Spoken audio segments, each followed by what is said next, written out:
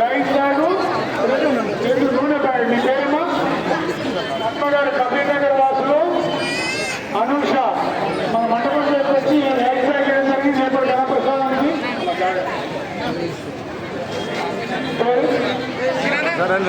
సత్య గారు నూనె ప్యాకెట్ 10 చింతపండించాలి.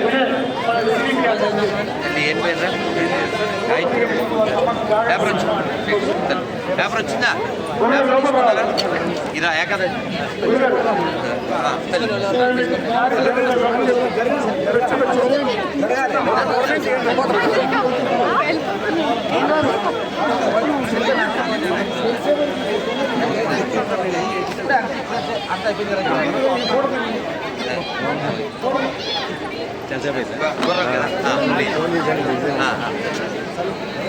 ఎవరు రక్షించేవాళ్ళు తీసారా ఒకసారి ఇక్కడ అయిపోయింది. అలా దండం పెట్టచ్చు కాలు పట్టుకుంటా. Thank you thank you. మరి ఆర్స్కి టచ్ ఎంత చెప్తుంటే మా మేము ఆర్స్ ఆర్స్ అని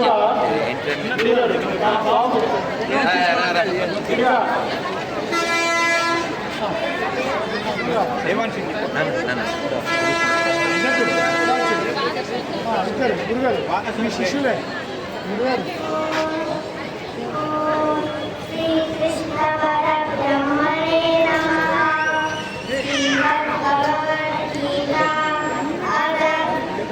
చాలు చాలేగా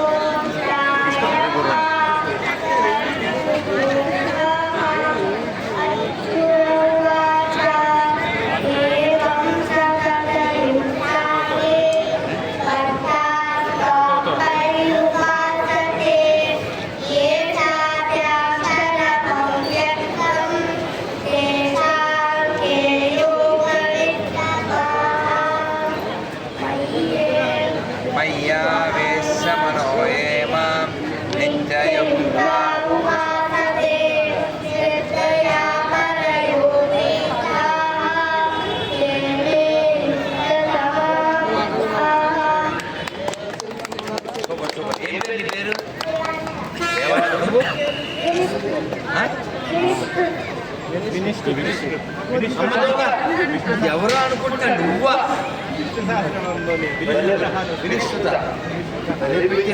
నువ్వు పొడిగైపోవాలనుకున్నా పొడుగు చూసి నువ్వు పిడుగు మన దాకా పొడుగు ఎవరు చెప్తున్నాను అడుగు. గట్టిగా అందరూ గణేష్ మహారాజుకి. అయితే మనం ఏకాదశి కదా మాత్ర స్పర్శాస్తు కౌంతేయ శీతోష్ణ సుఖదుఃఖద ఆగమాపాయినో నిత్యాం తితిక్షస్వ భారత. శ్రీమద్ భగవద్గీతకి దీని అర్థం ఏంటంటే కాలం మారుతూ ఉంటుంది. శీతాకాలం తర్వాత ఎండాకాలం వాతాకాలం ఇలా వస్తూ పోతూ ఉంటాయి. కాలం మారినంత మాత్రాన మనకు వేగాలు రాకూడదు కదా. ఎండాకాలం వస్తే ఫ్యాన్లు ఏసీలు వేసుకుంటాం, శీతాకాలం వస్తే స్వెట్టర్లు వేసుకుంటాం, వర్షాకాలం వస్తే పొయ్యి వేసుకుంటాం, పోయేకాలం వస్తే అవగాహన వేసుకుంటాం. కాబట్టి కాలం మార్పు చెందుతూ ఉంటుంది. దాన్ని తగ్గ అమెండ్మెంట్ ఎదురు చేసుకుంటూ ఉంటాం, దాన్ని భరిస్తూ ఉంటాం. అలాగే దుఃఖం వస్తుంది, సుఖం వస్తుంది. వాటిని యాక్సెప్ట్ చేయి. Learn to tolerate.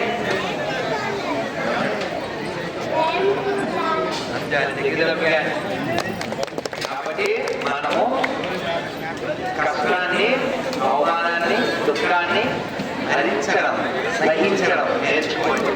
అమ్మ తిట్టిందనో, నేచురల్ తిట్టారనో, ఆఫీసర్ తిట్టారనో, మొగుడు ఏదో అన్నాడనో, కూర్చున్నది ఖాళీగా ఉందని చూడేక. మనం చచ్చిపోవడానికి పుట్టలేదు, ధరించుకోవడానికి పుట్టలేదు. చిన్న లైఫ్ కదా, అలాగే చచ్చిపోతాం. ఉందామన్నా కూడా ఉండనే కూడా ఎవరు ధర్మస్య కరుణానాస్తి ధర్మస్య శ్రద్ధగతి. కాబట్టి చిన్న జీవితాన్ని భక్తితో గడపండి, ఆధ్యాత్మిక శక్తితో గడపండి.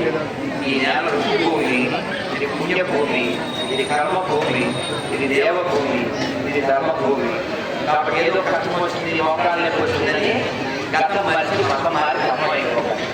నువ్వు ఏ మతంలో ఉన్నా, అసలు ఏ మతంలో లేకపోయినా నీకు రోగం రావడం ఖాయం, నువ్వు చచ్చిపోవడం ఖాయం, అయిపోతుంది నీ శరీరం మాయం. అందుకని మాయ ఖాయం అంటున్నారు. కాబట్టి మనందరం మన యొక్క పూర్వీకులు మనకి ఇచ్చినటువంటి ఈ జ్ఞాన సంపదని, ఈ వైరాగ్య సంపదని వ్యర్థం చేసుకోకుండా దేశ ధర్మాల కోసం మనం జీవిద్దాం, ఈ దేశాన్ని రక్షించుకుందాం. ఇప్పటికే చాలా మంది పిల్లల్ని మనం కోల్పోయాము రకరకాల కారణాలతో. అందువల్ల ఈ పిల్లలకి చెప్పండి, గుడికి తీసుకెళ్ళండి, బండి మీద కారులోనో ఆటోలోనో తీసుకెళ్ళేటప్పుడు ఇదిగో నాన్న గుడి అంటారు, బస్సులు అంటారు, చర్చ అంటారు. ఈ దేశానికి వాటికి సంబంధం లేదు, ఈ గుడికి దేశానికి సంబంధం ఉంది. మీరు ప్రపంచంలో ఎక్కడ తెలివినా ఓ చెవటన దొరుకుతుంది, ఎక్కడ తెలివినా ఓ విష్ణుమూర్తి విగ్రహం కనబడుతుంది. ప్రపంచం అంతా ఎవిడెన్స్ ఉన్నది మన ఒక్కళ్ళకే, ఎథిక్స్ ఉన్నది మన ఒక్కళ్ళకే, ఎథిక్స్ ఉన్నది మన ఒక్కళ్ళకే, సర్వే జన అని చెప్పేది మన ఒక్కళ్ళమే. కాబట్టి ఈ ప్రపంచం అంతా దునియా మొత్తం బాగుండాలంటే భారతదేశం బాగుండాలి, భారతదేశం బాగుండాలంటే హిందువులు బాగుండాలి, హిందువులు బాగుండాలంటే వారి వారి పూర్వీకులు ఎంత గొప్పలో ఎంత త్యాగం చేశారో అదంతా వాళ్ళకి తెలియాలి. అయితే గుడ్డిగా కళ్ళు మూసి రఘుపతి రాఘవరాజారాం, మధ్య సీతారాం, ఆ తర్వాత మనకు తెలుసు, ఆ తర్వాత మూడోదైన పాటంటే కష్టపడటం, అది ఒరిజినల్ కాదు, కొట్టుడు నియమిస్తుంది. కాబట్టి మన ధర్మం మనకి ఒరిజినల్గా నేర్పించింది. శాస్త్ర తేజం కలిగి ఉండండి, బ్రహ్మ తేజం కలిగి ఉండండి, శాస్త్ర ధర్మం కలిగి ఉండండి, దేశాన్ని రక్షించండి. ఈ దేశం స్వతంత్రాన్ని పొంది ఈ 75 ఏళ్ళలో మన ధర్మాన్ని మనం పాటిస్తున్నామంటే అది వీరుల త్యాగం తప్ప ఎవరో పనికిమాల సిద్ధాంతాల వల్ల కాదు కాదు కాదు.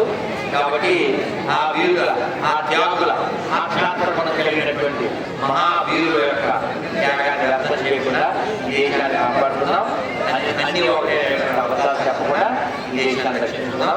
భారత్ మాతకి, భారత్ మాతకి జై శ్రీరామ్.